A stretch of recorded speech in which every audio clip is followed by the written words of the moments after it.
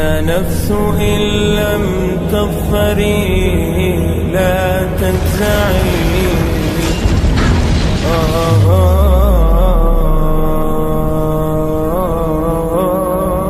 لوگو، جو مال و متاع تم کو دیا گیا ہے وہ دنیا کی زندگی کا ناپائیدار فائدہ ہے، اور جو کچھ اللہ کے ہاں ہے وہ بہتر اور باقی رہنے والا ہے، یعنی ان لوگوں کے لیے جو ایمان لائے اور اپنے پروردگار پر بھروسہ رکھتے ہیں، اور جو بڑے بڑے گناہوں اور بے حیائی کے کاموں سے پرہیز کرتے ہیں، اور جب غصہ آتا ہے تو معاف کر دیتے ہیں، اور جو اپنے پروردگار کا فرمان قبول کرتے ہیں اور نماز پڑھتے ہیں اور اپنے کام آپس کے مشورے سے کرتے ہیں،